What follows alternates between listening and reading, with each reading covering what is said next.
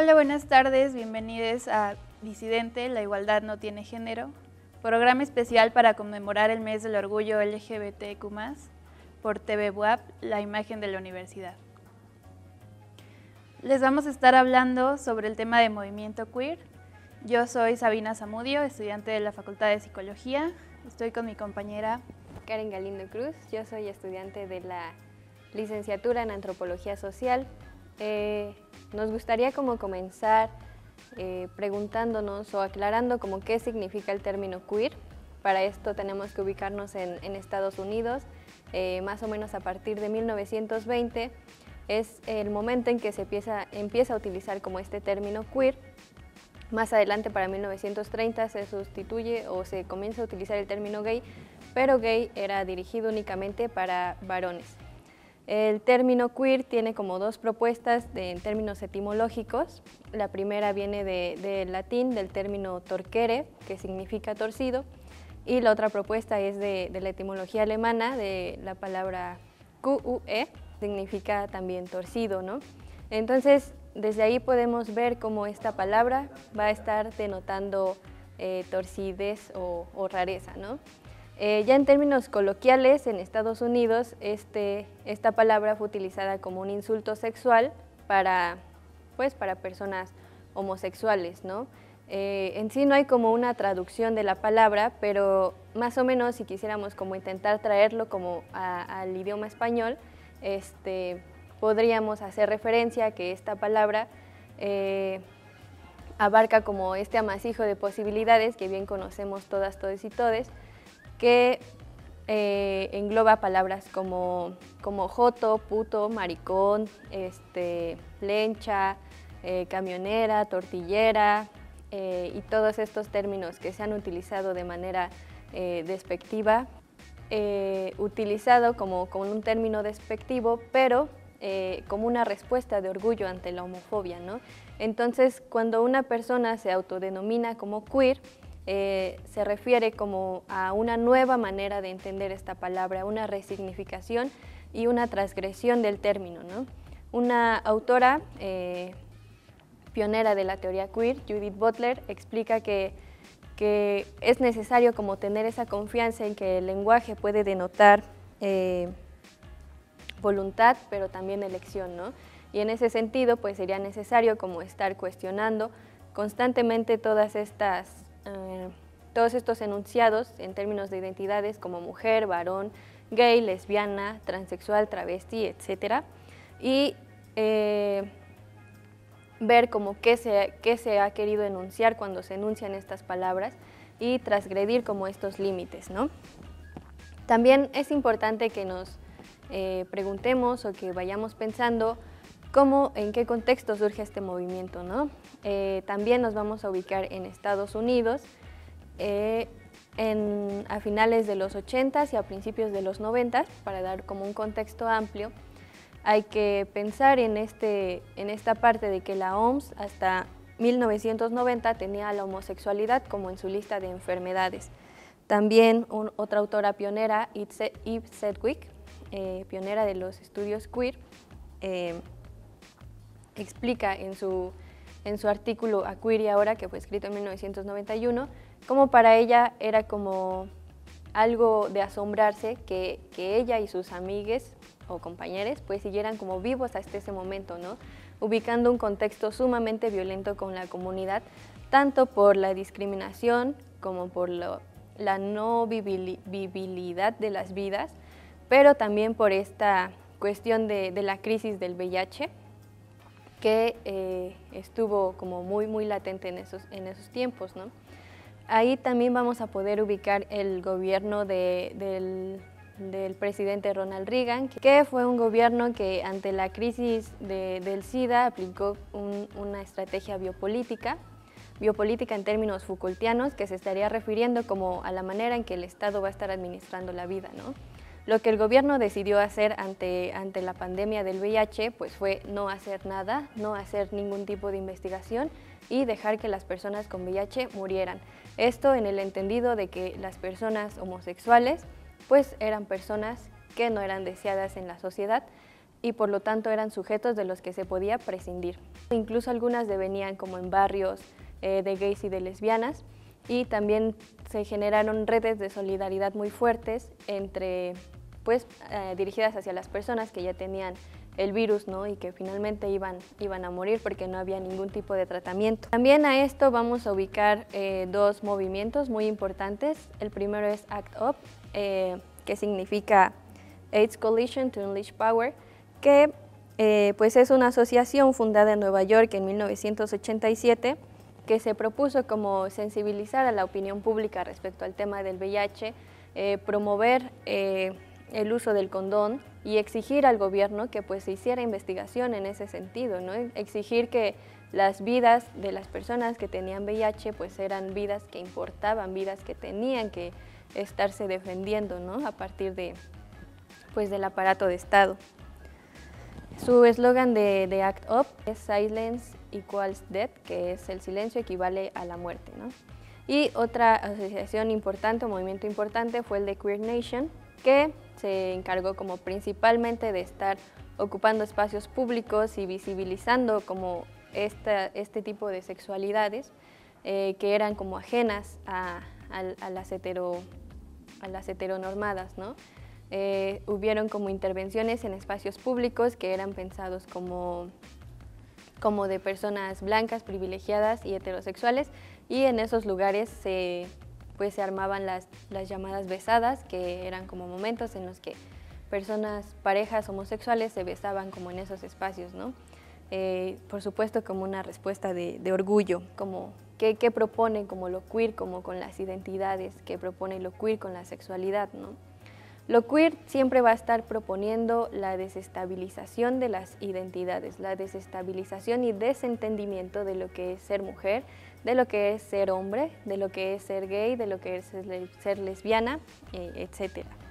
Entonces, una persona queer no podemos como estar asumiendo nada de su persona, porque hay múltiples maneras de ser queer, hay múltiples maneras de enunciarnos ante la cotidianidad, ¿no? Hay un autor, Paul B. Preciado, igual destacado, pionero de la teoría queer, que propone que los cuerpos ya no se deberían estar entendiendo como en este binomio hombre-mujer, sino más bien como cuerpos que enuncian algo, ¿no? Cuerpos hablantes, y que finalmente se podían estar enunciando como desde todas las posiciones que así se desearan, y proponiendo, por supuesto, que las identidades no son inamovibles, sino que siempre están en una constante dinámica. Más o menos podemos ubicar como un ejemplo, en ocasiones vemos como parejas homosexuales en las calles y hay personas que se preguntan como quién es el hombre y quién es la mujer en la relación, ¿no? Hay personas que ya ni se lo preguntan, simplemente lo asumen, y ahí el movimiento queer o la teoría queer vendría a decir como, o sea, dejemos de querer traducir como en términos de la heteronorma las relaciones de las personas, ¿no? No hay que asumir nada, como ya lo dije, porque las identidades no son inamovibles y porque pues quiénes somos nosotros para juzgar, ¿no? Sabina nos podría ayudar como diciéndonos como cómo está la cosa en México. Sí, creo que es importante poder traer, pues bueno, tomar de estas teorías lo que es importante, lo que es relevante de acuerdo a nuestro lugar, a este sitio geográfico, a este país, y pues como sería el sur global, Latinoamérica, ¿no? Que si bien no hay una traducción para lo que sería queer al español, hay muchas personas que han reivindicado también la palabra marica, por ejemplo, independientemente de su género, simplemente son personas que no se identifican con el ser cisgénero o heterosexual, que han decidido apropiarse de esta palabra marica, el ser marica, y se nombran a partir de ahí, ¿no? También como es que en algunos lugares, como en España, se rechaza el término transexual, y se dice que el correcto es transgénero. Sin embargo, de este lado del mundo, en este lugar, en esta parte, hay muchas personas que se nombran como transexuales, igual por posicionarse políticamente al respecto, ¿no? Y creo que es importante nombrarlo porque hace poco hubo una disputa de que transexual no y que transgénero sí.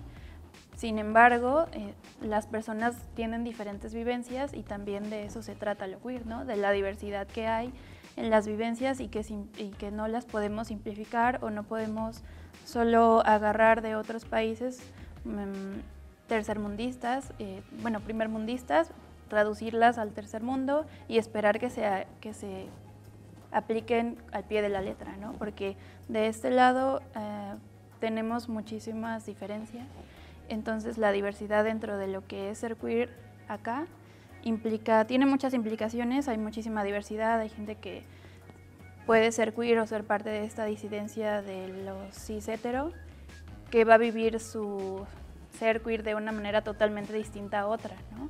O que simplemente lo va a vivir de una manera más libre por privilegios de clase o raza que otras personas no tienen, porque el porcentaje de las diferencias de clase, el porcentaje de las personas privilegiadas es mucho menor, la clase trabajadora es mucho mayor de este lado del mundo, ¿no?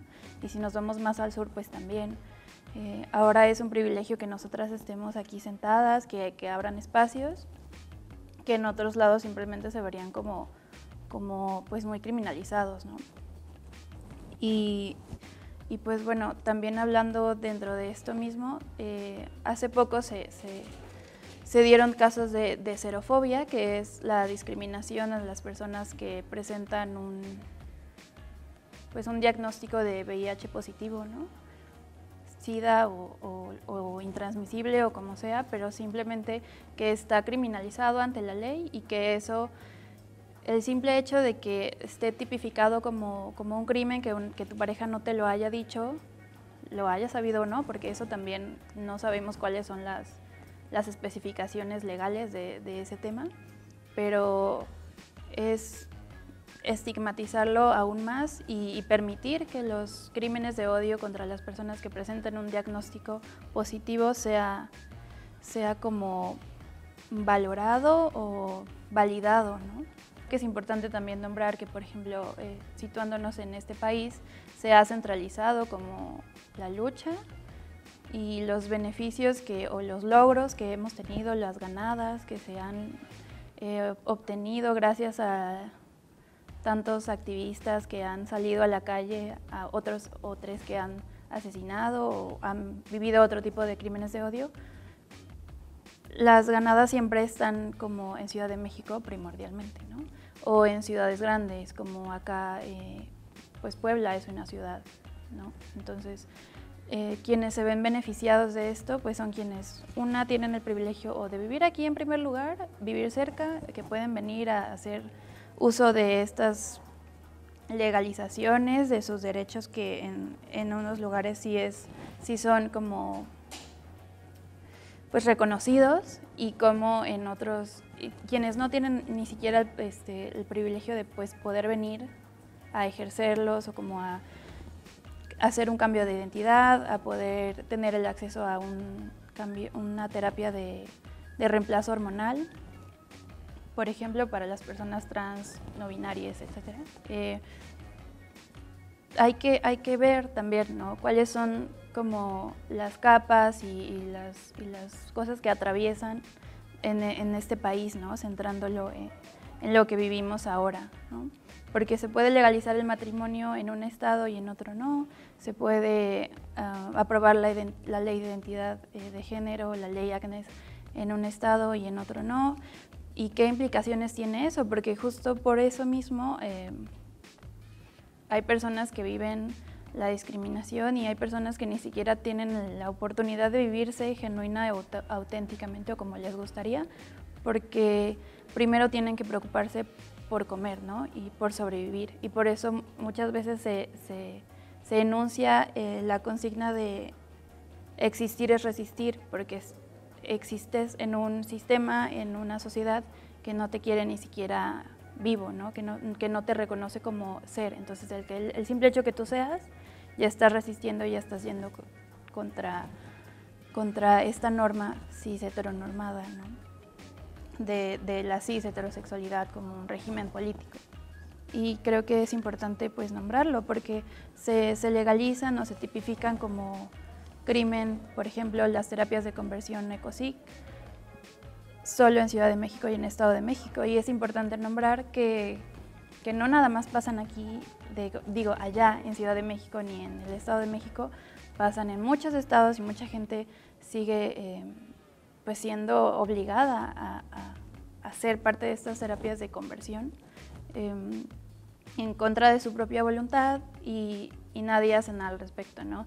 Y parece que es como una ganancia, sí, pero ¿hasta qué punto, ¿no? Y también como el hecho de que se haya aprobado el tipificar o el criminalizar estas terapias, dejó de lado que se pudiera seguir como hablando en temas, pues, en el gobierno, pues, en temas legales, sobre la ley de infancias trans, ¿no?